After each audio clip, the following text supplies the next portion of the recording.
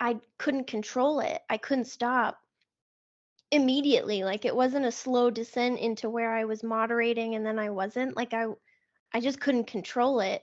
And I would start getting really, really drunk and like throwing up in very public places and humiliating myself, all in that first year.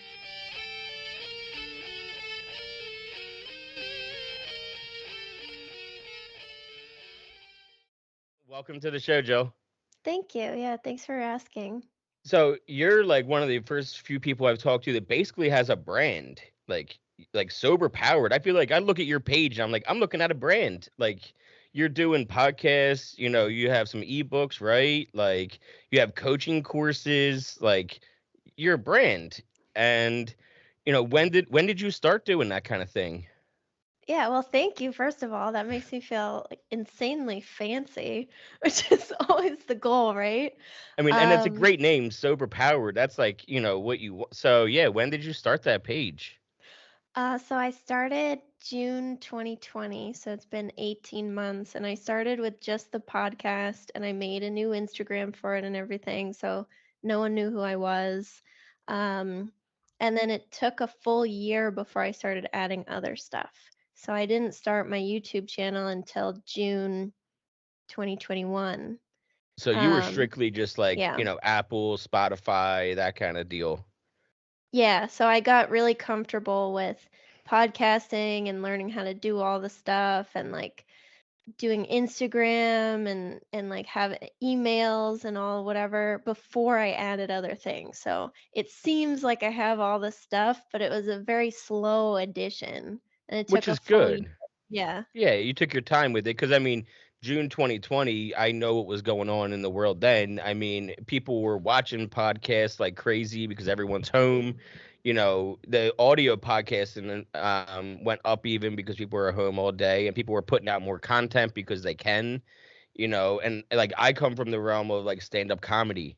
So even though my podcast is on addiction and stuff like that and recovery, my background is stand-up comedy. That's what I did before I got sober. I was stand-up. And so for me, podcasting's about laughter and, watching those kinds. And so they started ramping up their podcasts because they're home now and they can. So, I thought about starting mine then too. And then it was just a matter of just me pushing myself and give myself the ego boost that I needed to like, all right, it's pretty much my wife that finally was like, what are you doing? Why aren't you doing this? You need to be talking to people. And I'm like, fine, I'll do it. And it's an amazing way to keep me sober. I love talking to anybody about, their, journey basically. So you started the page in June 2020 and it's grown a lot, and I've seen that, but you come from a background of being an alcoholic. Yeah. Yeah, so Okay. I'm 2 years sober from alcohol. Oh, okay. What's your sober date? November 9th, 2019. November 9th, 2019. What was going on November 8th, 2019? So November 9th is actually the last day that I drank, Okay. which I know a lot of people would be like, well, November 10th is No, your it's a gray area. The last time I sniffed a pill was the morning of April 25th at 4 a.m. before I got on a flight to LA, right, to get sober. And I still consider that to be my sober date from pills. Oh, So good. I'm the same as you when it comes to like the way I look at that date. So and a lot of people do look at it that way too. So what's going on that day for you? Yeah, so that was an anniversary of some trauma. So it was always a weird day. And I felt like I should celebrate, like make the day nice, like do all this stuff. And I'm like, okay, well, let's go to brunch and drink all day. That is the that's the best idea, right? Mm-hmm. I thought that was a great idea. Even though I had been going to brunch every Saturday and Sunday for like a year or more and blowing up my life consistently every weekend, I still thought that it was a good idea. And I had this whole plan because I had been on a very long moderation journey. I thought it was something I could learn to do. If I just like practice starting and stopping enough, I'd learn how to do it naturally. I really, really believed it too. I really did.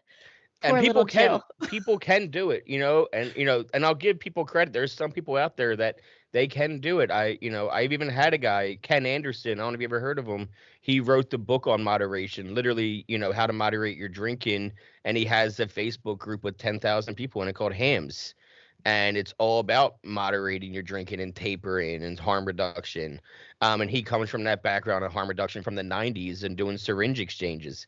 So like I know he drinks once a week. He does planned intox days where he does drink a bottle and has 17 shots. He doesn't go on the computer and he watches movies all day, and that's his day. And so like, and he's been able to do that for over a decade, and more power to him. I don't know how to do that. And it sounds like you figured out fast that you couldn't either. Yeah. Definitely can't figure that out. So I tried really, really hard though. I tried for about 5 years to learn how to do it. I was very dedicated. I researched it in my free time, how to moderate, how to drink less, how to stop drinking once you start, whatever. I was super dedicated and I just could not do it. You probably even read his book. You probably even read his book at one point. It's a very popular book. So, but the thing is that tells me that for 5 years you were trying to moderate, which means before that 5 years you were drinking heavily to the point where you felt like you needed to moderate. So when did your drinking really start then? Yeah, so I started 2 years before I started trying to moderate. So it was a fast downfall. But I didn't start till I was 22, actually. You're a late bloomer. You're one of the Yep, ones that missed out on the whole high school, college kind of yep, drinking. So now you got to go extremely hard. yep. Why did you But have your first drink at 22 then? How did you abstain all through high school? I got more questions. We're going to keep going. Like I said, so how did you abstain all through high school? What I was your was reasoning for not drinking in high school? I was really bullied. Um, and I never had any friends, so I was never invited to anything. So they Okay. protected me by bullying me. So I never went to any parties. I just would go home and study. Did you ever feel like you Um, were missing out on the parties? Not so much missing out on the parties. I thought I was missing out on the high school experience and having friends and Yeah. just the whole thing. Like I wasn't going to football games or How old are doing. you, if you don't mind me asking? I'm 31. Okay, so that makes okay, so yeah, so you're even in the age of social media being in front of your face kind of too in high school then. Yeah, Not, MySpace. yeah, MySpace, yep, was definitely around because I'm 35 and MySpace was around for high school. And when I got to college, Facebook came out. Yep, And so, like, and then you're starting digital cameras became really affordable for teenagers and for parents to get as Christmas gift. I used to sell cameras in 2005 to a lot of parents to their teenage kids. So that's when you started seeing the pictures uploaded. So, but if they're not friends with you on the social media, you're not really, you know, seeing it as much as you could today with how Instagram and stuff is. So it's not as bad as it could have been, at least yep. for you. So now you graduate high school, you probably got great grades since you were home all the time studying, right? I did. Yeah, I Yep. did. And home life was good with the parents? No, actually, my Okay. parents had a really toxic marriage. Okay.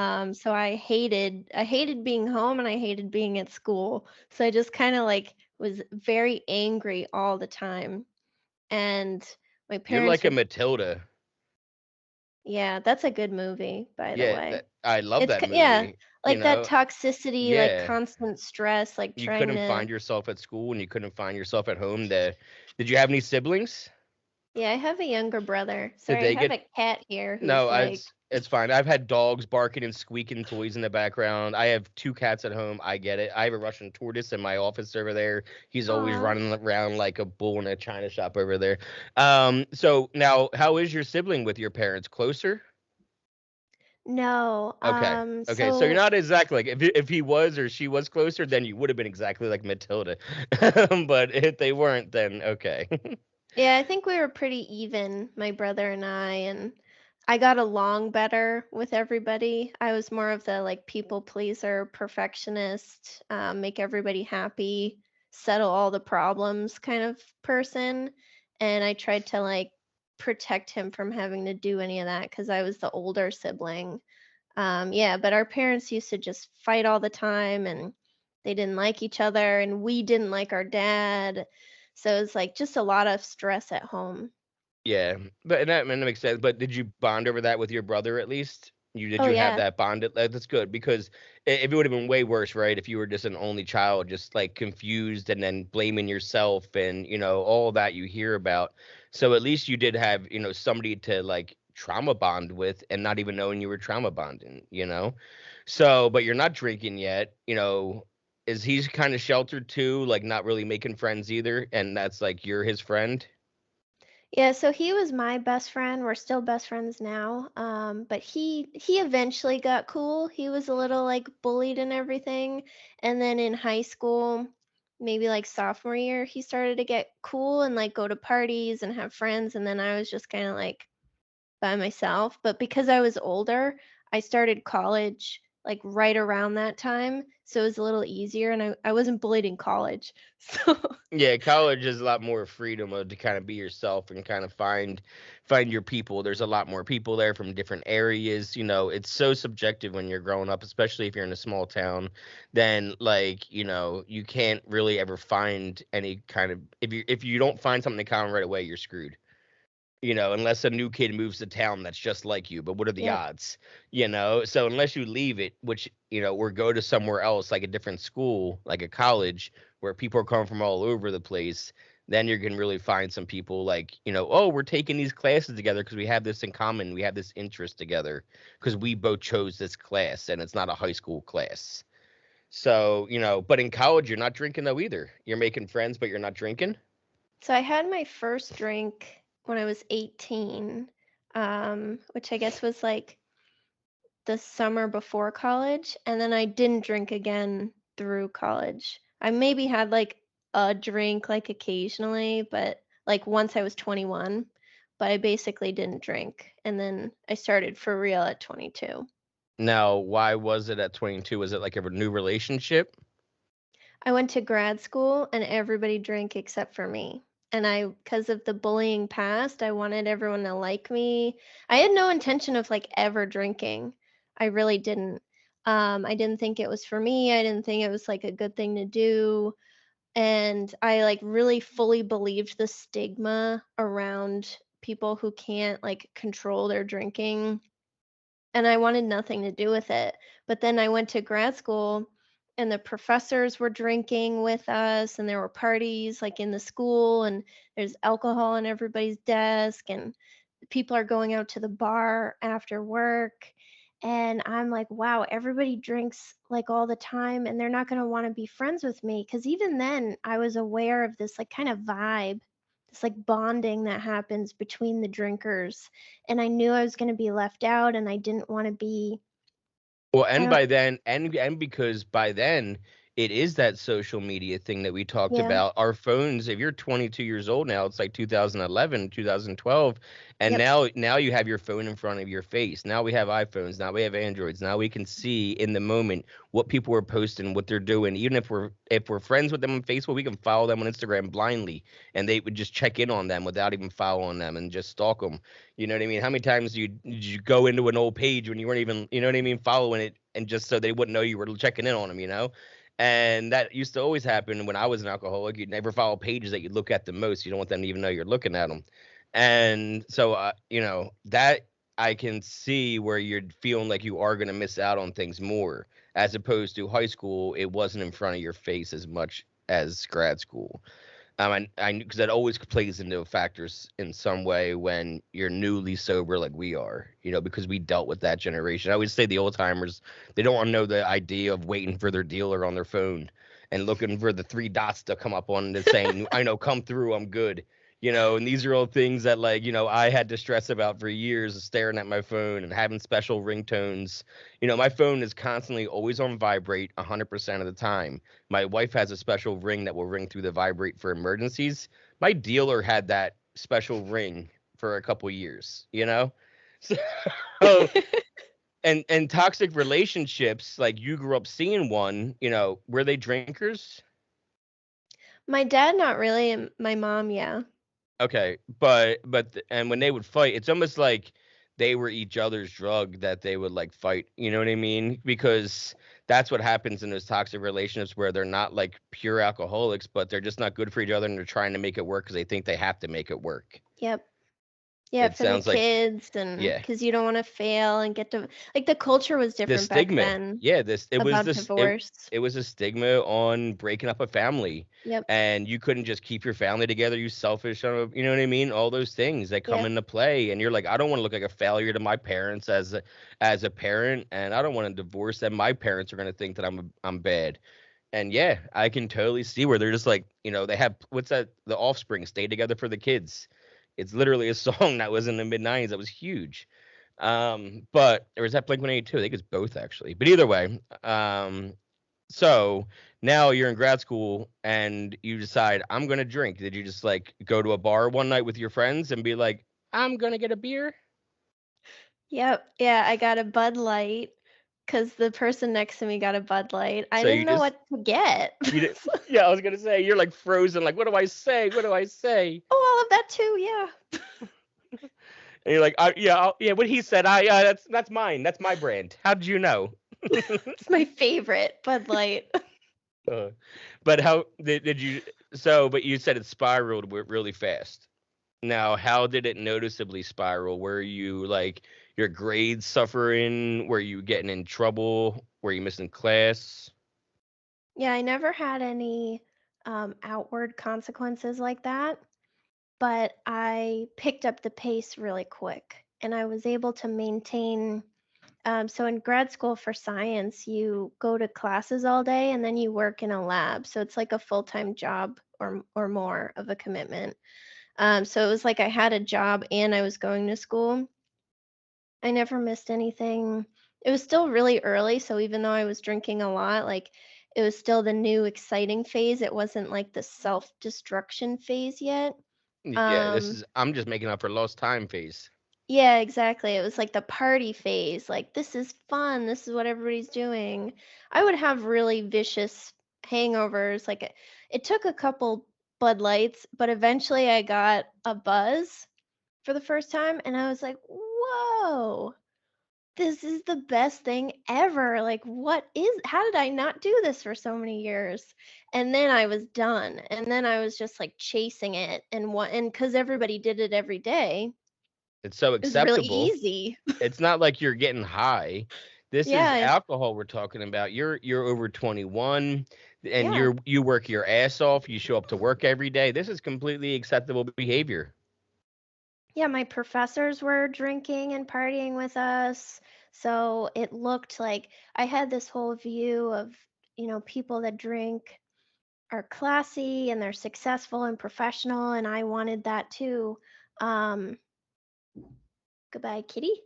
And yeah, so I thought it was totally normal behavior, but then I couldn't control it. I couldn't stop immediately. Like it wasn't a slow descent into where I was moderating and then I wasn't. Like I just couldn't control it.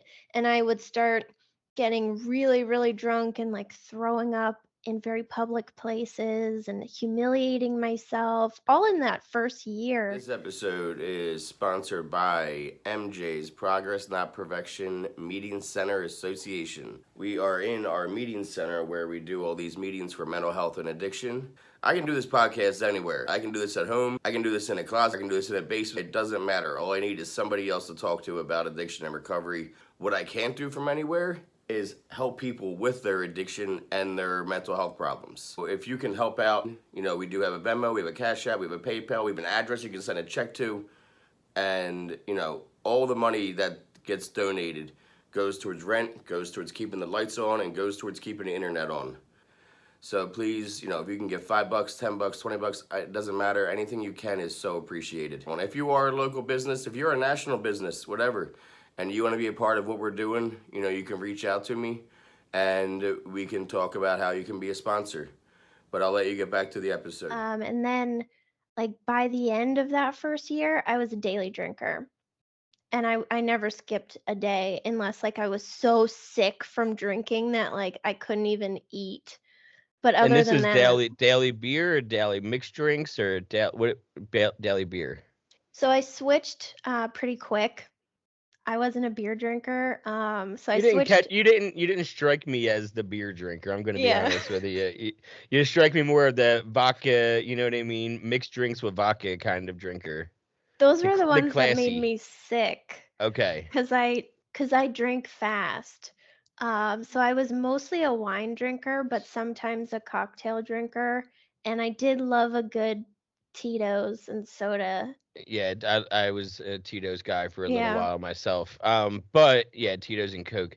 But that was on my relapse. And I never had Tito's before, and that was kind of like I want to try that, kind of Yeah, thing. it got And so cool at the end. Like the yeah, last year or so of my drinking, like all of a sudden Tito's was so cool, and I was like, I must try, must try yeah. Tito's.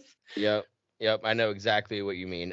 So and wine was my next guess because if you're at the bar and you get a Bud Light, and I'm sure you had your first glass of wine, and that first time you drink a wine, you get that warmth, and that's probably what you had been like, oh, this is what I want, right? There was that wine warmth. And it was so classy and fancy, Look and at then my I could, glass. Look how I hold right, my glass. I'll just give it a smell sniff. it. Yeah. Then you can educate yourself on the wine and like Look how be an smart I am. expert. Yep, Yeah, and I'm a like go to wine sommelier. tastings You and know, there wasn't sommeliers for pills, trust me. We acted like we had some. We acted like some ourselves, but no one was paying us to walk around with a platter of different brands. educating. Different brands. This is the M boxes. This is the A215s. You don't want these ones. They'll make you sick. Like we couldn't do that. We just did the pills.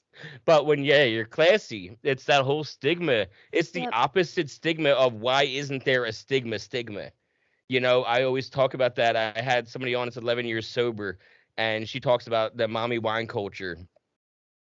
Like crazy it is that it's so acceptable to be a mother and after 5 p.m. be like, it's wine time.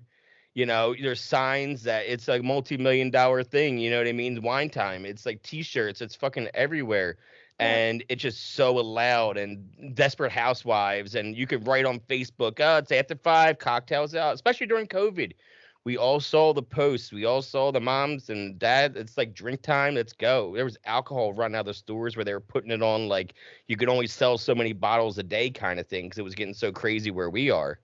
You know, so yeah, it is absolutely insane that there's no stigma on that, but there's some stigmas on all these other things about getting sober, but no stigmas on how alcohol is just so socially acceptable, and classy, and So classy. so classy. So you're getting really into the wine, and when as you're getting into that, like when you're drinking wine, you're going through a bottle a day. Yeah, so I had times where I would vary how much, but on average, I was about like a bottle a day, and then the weekends were like probably bottle and a half to two, because I would like Did you do go to that dance? brunch and I was gonna say, did you do that dance too, where you went to different liquor stores so the people didn't see you the same like twice a week or 3 times a week? yes, because I was drinking every single day. So I Yep. didn't Like, want to oh be shit, I like, didn't want them to like to see me again here. yeah, oh, Yep. you're back? You drank all that already? Like, Yep. yeah, so I Exactly. had a rotation. Yep. I knew it. It I was get. I so just so embarrassing. No, it's not embarrassing. It's textbook. That's how I knew it. You know what I mean? It's what a lot of people do. I would even do that with my pill dealers sometimes because I would even Mm. be embarrassed to even sometimes be like, I need more again. It's been hours, you know? And I would hit up somebody else just hoping I wouldn't have to see that same guy again. Be like, yeah, I'm back with my tail between my legs for more. Yep. You know, so I totally get that. It's an embarrassing thing, even as a drug addict. And I wasn't. I remember we were heavy and I was a partier in high school, and we would have partied together because I partied with everybody, and I made sure that I wanted to party with everybody, even the people that had no friends. They were my people. I wanted to learn who you were. That's why I do this. I want to talk to everybody. I don't like to brag, but I won most talkative in 8th grade and 12th. So, I wanted to talk to everybody. So I was that partier, very social extrovert. And I remember I grew up in South Jersey, and for prom weekends, when we have prom, we don't celebrate prom night. We would go down the shore, down to like Wildwood, New Jersey, on the shore for the entire weekend, rent out a motel, and party all weekend. That was our prom weekend. And I remember my senior year, I had to go to 5 different liquor stores with somebody as my runner who was 21, and we had to go to 5 different liquor stores to buy the amount of beer and liquor we needed for this weekend. And my trunk, if I can find the picture, I'll pull it up right here on the screen on the Final Cut. My trunk was an old Dodge Intrepid, and it was filled, which I could fit my 300-pound body in my trunk of that Intrepid, and it was filled to the brim with beer, 30 racks, and liquor bottles, and drove it down the shore, and nothing got brought back. I mean, it was mayhem down there that weekend. It was mayhem. So yeah, I partied. That's why I got into pills at 22 because alcohol had lost its luster because I Yeah. started that at 11. Like, because I wanted to be cool like a greaser. Like, I was watching The Outsiders and I wanted to be cool like them. So I cracked open Captain and Coke from my parents' basement and I was drinking Captain and Coke watching The Outsiders in 5th grade. That was my Saturday night. And, I became an alcoholic really quickly. By 12, somebody I knew died for the first time. And I was like, oh, if I drink, I'll feel better. Yep. And then that was my coping mechanism for everything through all adolescence, just self-taught. My parents are very loving. They're still together to this day, not alcoholics whatsoever. And it was just a self-taught thing because I was too afraid to ask for help and too afraid to say, I'm sad that somebody's dead. How do I deal with this? I was too afraid to, have those emotions at 12. It's a very pivotal age for a boy in the 90s when it's such a, bad thing to show emotion at that time. And you have to be a man and just deal with it, move on. So I remembered how drinking made me warm when I was in 5th grade. And I said to my friend that I had my first drink with, hey, if we drink, we're going to feel better.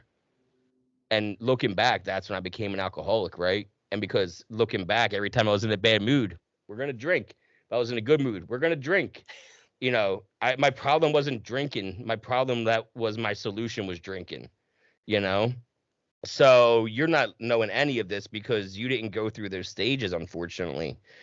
And you're 22 now, 24. You're graduating, and you just graduated college and drinking for 2 years and graduated grad school, right? While you were drinking. So I actually left after my Okay. first year. Okay. It was a PhD program, and it was like culturally it just wasn't a good fit. But then eventually I did go back and get my master's degree and drink the whole time, just a Oh, few years later. okay. So we were gonna get there. So yeah, and it's one of those classic tales of look what I just accomplished with this. Can't Why have a problem. I'm so successful and smart. Look at me and classy. did you have your own house too? So we don't own, but we What? rent, and Yeah. I'm married. My relationship was fine. I own a car. Like there was no, I was not in debt except for student loan debt. Which But everybody, yeah, yeah, so that's just like part whatever. of the But deal when you no go to debt, grad school. no Yeah. issue, thing. Yeah, so yeah, you're not doing anything wrong. You're not doing drugs. Alcohol is completely, there's Yeah, just the shame and the guilt though, because you did have that. If you didn't have the shame and the guilt, you wouldn't have liquor store hopped. Let's be honest, you know what I mean? So you did know that it wasn't good, that's a because really good point. subconsciously you knew what you were doing wasn't right, or else you would have went to the same store every day. Hmm. So it's just one of those funny things that I like to ask because sometimes you don't even realize that you were doing that to avoid, but really you were doing that because you knew you had a problem, but you didn't want to admit it yet because, admitting having acceptance over something like that is a really powerful thing to finally accept, but it takes sometimes a while to get there, but it feels good as hell to get there, doesn't it? Like when you can accept things for how they are and what it is, and just like, all right, let's learn to live with it, then it's a lot easier to live, you know? So, okay, because you're graduating, why wouldn't you? Like I was always afraid of success and addiction because they kept me going because I was a functioning addict for so long. I owned a business and I'm not doing anything wrong. Look at the business is thriving. I'm working 70 hours a week. Yeah, I do pills every day, but look at what else I'm doing. I'm doing stand-up comedy too. And I was right. I got asked to do a Philly showcase. Um, and I chose to go to a rehab that weekend, and the showcase was Monday, and I was going to go to rehab Wednesday.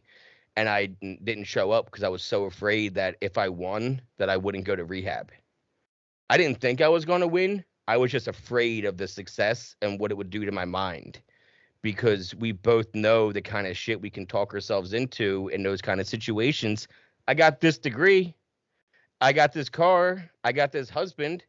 And I got money in the look at, but inside you had to have been like feeling like things need to change, right? Yeah, I started to realize it as my tolerance increased. And then I noticed one day the amount of alcohol that I was drinking. I had switched to vodka my second year of drinking because we were just like super broke. And And those the hangovers. and those yellowtail wine bottles were getting real expensive.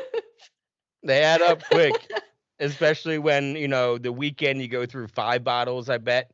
Maybe, a little more than 2 bottles each day because of the brunches. I'm sure you were averaging 5 bottles a weekend and a bottle to a bottle and a half a day before you switched over to vodka.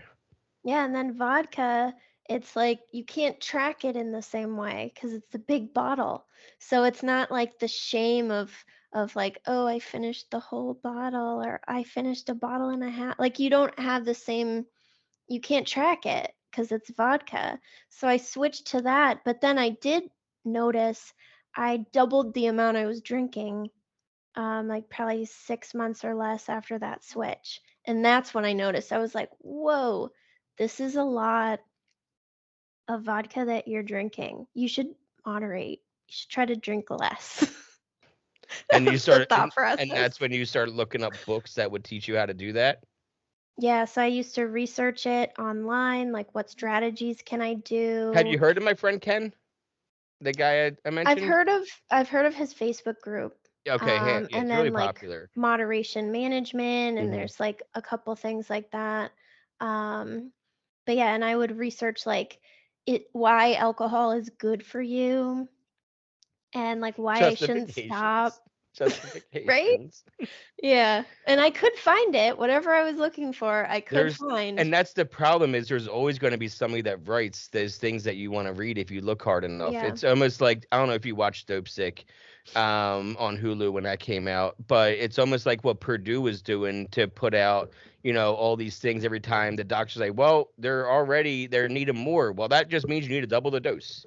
Oh, they're not addicted. That just means that they need more. And they would find this one doctor that would justify it and then tell all these hundreds of thousands of other doctors to justify it with that one doctor's bullshit theory. Hmm. So it's that same thing. We're all just looking for that one person who's going to tell us something that's going to make us feel better about what we're doing. Yeah, and ignore the hundreds of other articles that are saying, Red flags. And you're just like, you read AA, Pants Like Mine, Alcoholic, and you're like, I don't want to read this. And then you put that yeah, down because you not knew that, me. me, I don't want to read that book. Yeah, I want to read the book that tells me how to moderate and tells me that I'm doing this right. And I'm a normal person because I am not like one of them. Exactly. Yep. I've been there.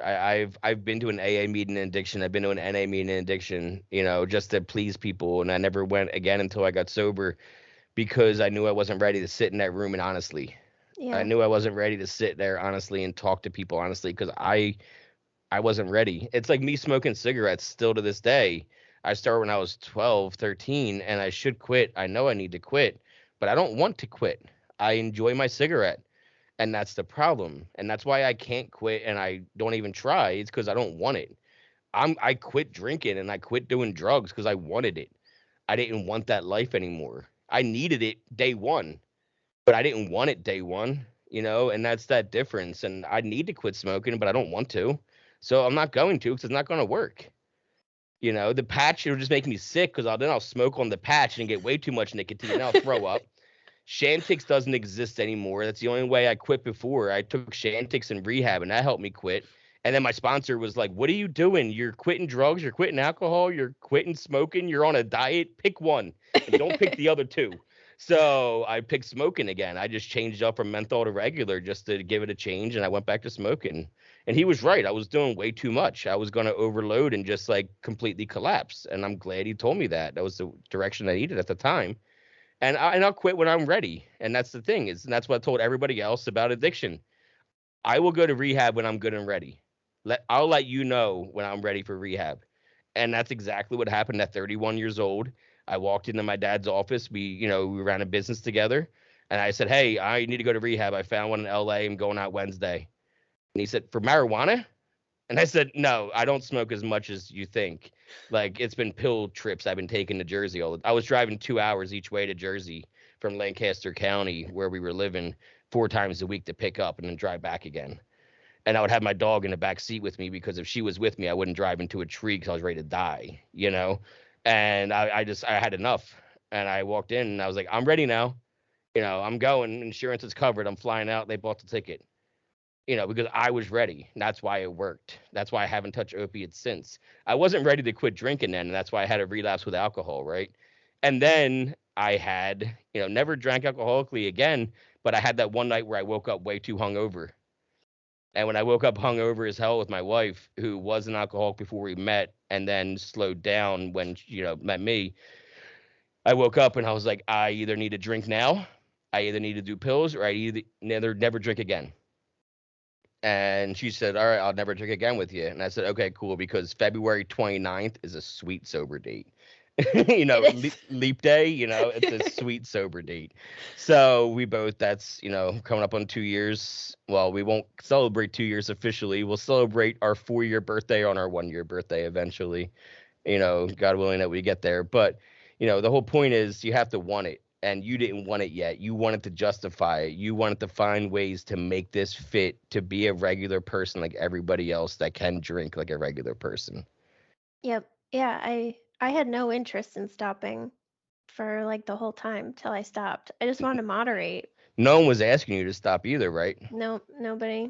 Yeah, people were encouraging it, and people wanted to go out and party with me. And if I tried to, like, sometimes I would try a moderation strategy where like I wouldn't drink every single day, and people would encourage me like, let's party, let's go out. And then I'd be like, okay, because I mean, I wanted to. So none of those ever worked. And yeah, I only got encouraged to drink more, and that what I was doing was okay, not that it was bad or hurting any relationships or And you and the um husband, it wasn't any causing any friction at all with the drinking. it did. Like now that I'm sober and looking back, it absolutely did. But he was drinking a lot with me. He barely drinks now. He doesn't have a problem, but he was drinking and partying with me. I was just Yeah. doing it way more, and not stopping. Like he would stop. But yeah, it did. It caused a lot of fights over nothing. It caused a lot of issues in our relationship, and like how much we wanted to be with the other person, how much hope we had for our relationship. But like when I was in it, I thought, oh, no, like it's not affecting my relationship. I have a house, I have a car, I got a job, I got degrees. Like I don't look like someone that has a problem. Like I could come up with 1,000 things, but in reality, my whole life was being impacted. Yep. And so I did have a question. I did see on your page something about drinking on occasions. What do you mean by that on like your bio? Drinking on special occasions with like a down arrow. I remember seeing that, and it Yeah, caught my that's eye, and I wanted to like ask you. That's my newest YouTube video. So I get that question a lot, and I think the one that sticks out most in my mind is someone was saying that they have this idea that if they can just make it to Christmas, then they deserve a drink on Christmas. They've earned it. Or like same thing with New Year's Eve. Like how can I be sober forever and not ever have a glass of champagne on New Year's Eve? Like we romanticize this like one special occasion kind of drink. Yep. So that's what the video was about. And like if you could do that, you just go do that. Like you wouldn't have to think about doing it or like research how to do it or try to do it and fit. Like you would just go do it and move on with your Yeah, life. my parents don't really drink, and they don't have to think about the drinks that they have before they Exactly. have them, and that's the difference. They're not doing that whole thing of like shaking, looking at the drink. Should I even do this? Put this to my lips, kind of thing, or any kind of drug that if you're a drug addict, kind of thing. Because they know that what they're doing is okay because it's not going to harm them. We know how it can harm us. And especially once you do get some kind of sobriety, even if it's for a couple of days of clarity, you start having that moment of like, oh, I did that, oh, I did this, and then you start being more self-aware, and I feel like that probably helped propel you into where you finally stopped, right? Like What do you mean? having that kind of momentum of like knowing that okay, that didn't work, this didn't work, that didn't work, that didn't work. I just got to try stopping. There was always a new strategy to try for 5 years worth. I could probably, for 50 years, come up with new strategies. But none of the Um, strategies ever included just stopping. One of them did. A very desperate one did, and that's what changed everything. So one of them, I was very suicidal when I was drinking, and I would like force myself to stay awake all night and hate myself and think really scary things. And one day, it was the same thing as when I quit, like brunch, got drunk all day, passed out really early, woke up, kept myself up all night. And then at 5:30 in the morning, I was really desperate and I was like, I'm not going to drink for 90 days. But I never intended to be sober, even in that moment when I declared it, even the next day, even like a month later. I never intended to be sober.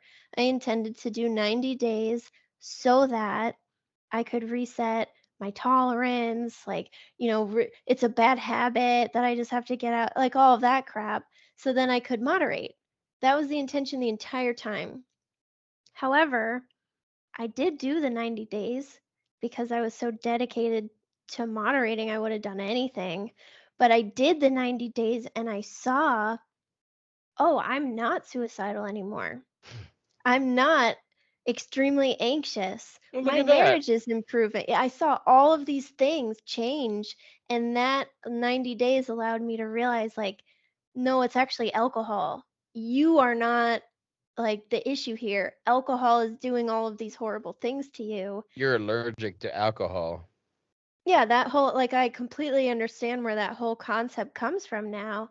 And it was that moderation strategy that allowed me to finally accept that this is what alcohol does for me. Like, my husband can have half a beer and stop, which is a complete waste of time. I don't know why he does that. But like for me, I just can't do it. If someone locked me in a prison and gave me like my daily ration of one glass of wine, like I could do it. But if I had to do it on my own, I wouldn't. And even one of my strategies was to share a bottle of wine with my husband, and then we wouldn't have any other alcohol in the house. Mm-hmm. And that one kind of worked, except he would let me have a little bit more than half because I needed it more. Yep. Um, and every time I went to bed after doing that, I would think that was a total waste of time. I should have just had none because at least I would have been proud of myself. And I feel like it was a waste. Like I even felt it then that moderating, even though that's not moderating for a woman, Yeah. but I felt like it was a total waste of my time. Yeah, so it was the time off and the clarity that you were talking about.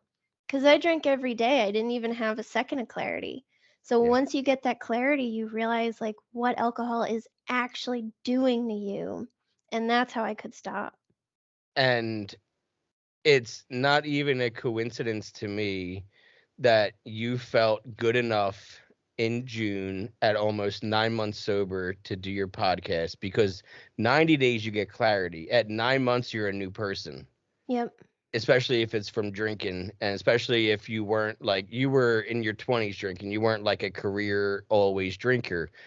And I mean, like from a kid, like, you know what I Yeah. mean? So, like, you had a quicker bounce back. Yep. So, by 9 months, you felt strong enough mentally and physically to be able to, like, okay, I can talk about this now on a podcast.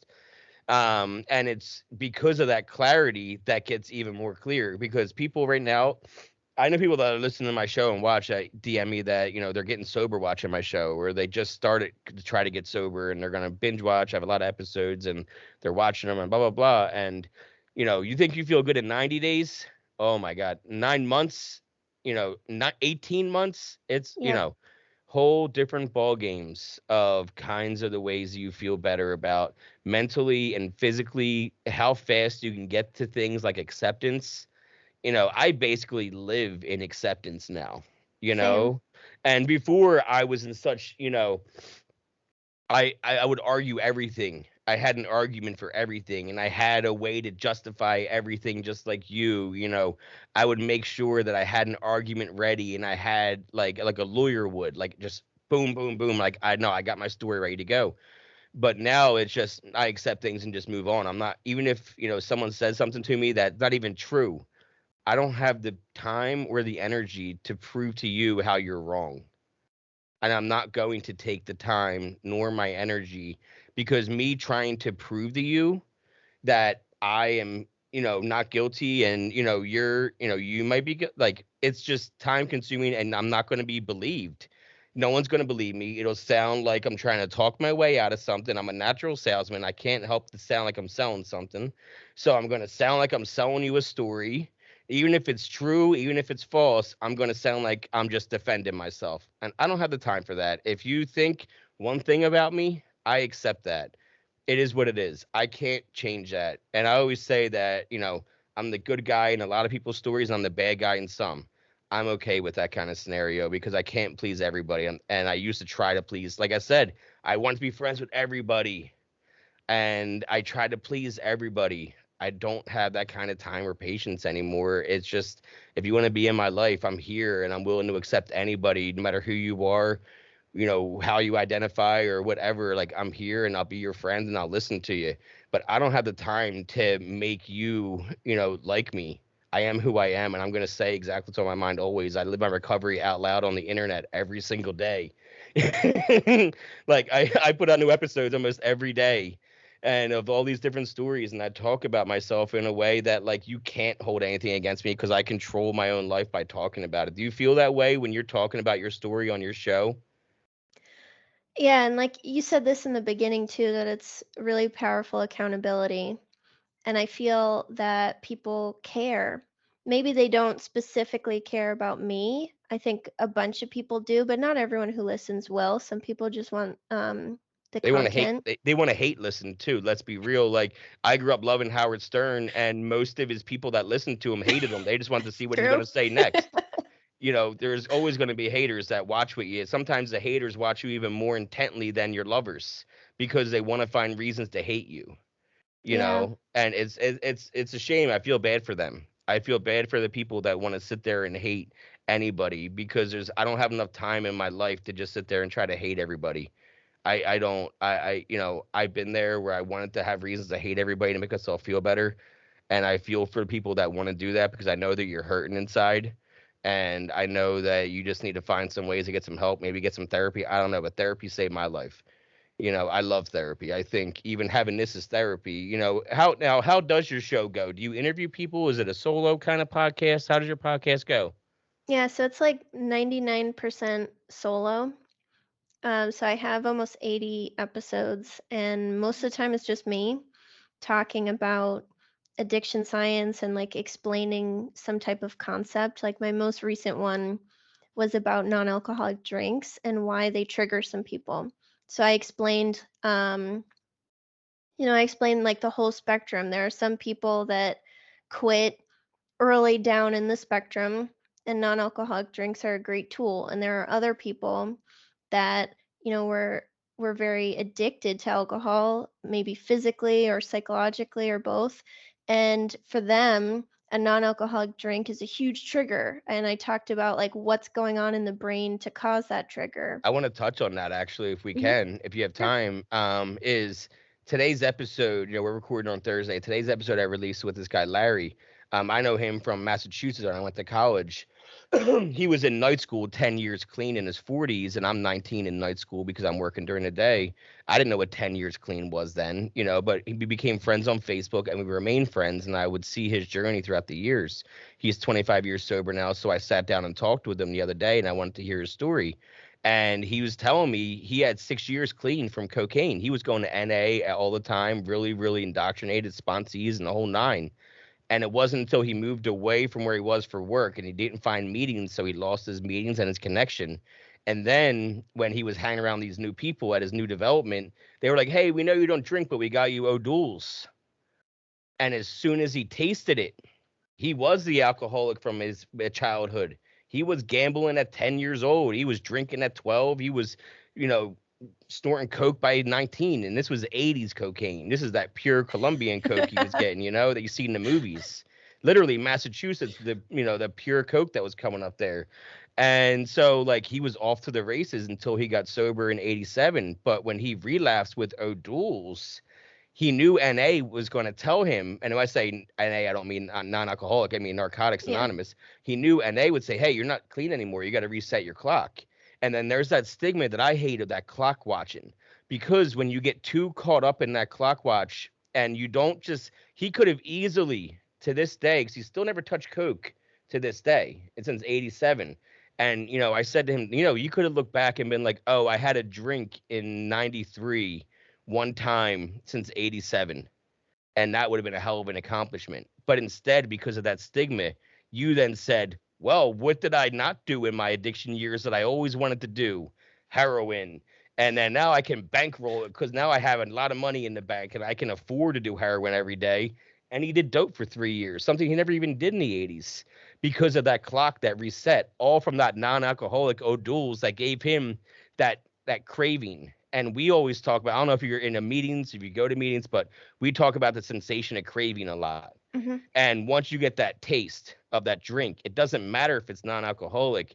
If you are the kind of alcoholic that hasn't had that taste in a while and you get that flavor again, it's on. You need more. You need more. You want more, and you're going to get it. Because you tasted it again. It's like me with pills when the doctor tried to give me opiates when I got my gallbladder out and they wanted to give me pills to take home. I was like, I don't care if I got doctor scripts before and I didn't take them right. Listen, I'm not taking them. It's bad enough you shot me up with fentanyl when I told you not to, and it got me all super high in the hospital, made me withdrawal for 18 hours. So luckily I had such a bad reaction from fentanyl in the hospital over the summer that I never want to touch drugs ever again. Like, it is the furthest thing like from me whatsoever is thinking about doing drugs again, because I'm going to die. I don't have another relapse in me. I don't have another recovery in me. The way I did drugs, it was way too intense. And the way fentanyl is today, I would not be safe, and I know that about myself. And I think working on this program is about being self-aware and doing a podcast and putting yourself out there every week. You can't be more self-aware than that. I mean, do you have any family or friends going, Joe, what are you doing? What are you saying? Lots of people don't listen. So I think if you're considering starting a podcast and you're afraid of that, just know your family most likely won't listen to it, even Yeah. if you ask your friends to. I was worried that my husband would feel really uncomfortable Like, watch his because dad, call me when you're watching this one, Dad. He's not going to watch it. My best friend, he's not going to watch it. Right now, my brother they might just be don't. laughing. My brother might be laughing because I know he throws it on his office. But my dad, he'll get through the first 10 minutes and be like, I gave him enough. Yep. He doesn't like hearing the stories. It hurts him. And he's told me that. And my mom and straight up told me I can't hear your stories because it hurts her way too much to hear what I've. But Yeah. I do have some family members. I had an uncle that came out to my brother's wedding in October. And I didn't know this. He was like, I watch all your episodes, and man, you do. Aw. And he's like, I can't believe the way you talk about what you talk about. I'm just so impressed. Like, I would never say those kind of things. And I'm like, yeah, well, when you get to be my point, you kind of have to say those kind of things and make it easier to live. And he's like, yeah, I've heard you even say that. Like, I respect what you put out there. He's not an alcoholic or never had a problem with anything. He's a very hard worker and a great family man. So like, it felt good to hear like, oh wow, somebody's watching that actually appreciates what I'm doing, because we butted heads when I was growing up, because we're not directly related kind of uncle, and so we butted heads because I was always the rebellious one. My brother and sister are the angels that everyone loves, and I was the rebellious one that would just go and do my own thing and not show up for holidays and be very selfish. And it happens. We find our ways how we find our ways, and I'm so glad you're doing what you're doing now, especially with like helping people. And how good does that feel when you start getting those messages like, I'm sober and I'm listening to your show. Yeah, and it really keeps you going too. Like even if sometimes a week is stressful Do you get or caught up like in numbers?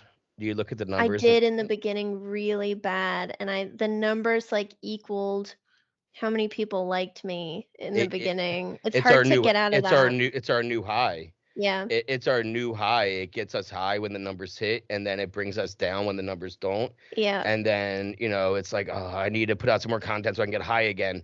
And then, but the thing is, what really gets me the highest is that when I get those messages, because like Yep. sometimes I want to quit, and I'm like, no one's watched or listened. Look at the retention on this. Like they dropped out after 7 minutes. My wife's like, stop looking.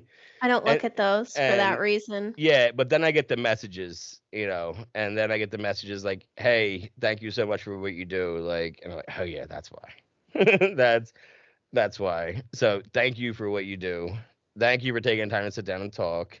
I know it's usually harder to do this, but it's easier for us because we do it, all the time anyway. I will have all the links to your shows and your socials in the description.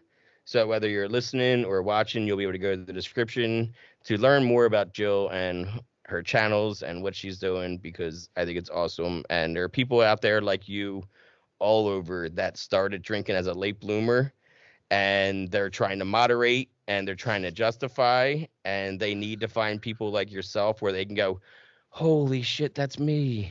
I need to connect with her because we had the same kind of story, and that's a powerful thing to have that kind of connection. It's the opposite of addiction's connection. That's what they always say, or whatever that cliche is. There's so many cliches in recovery. But thank you so much again, Jill. Have a great day. I'll talk to you soon. Thank you.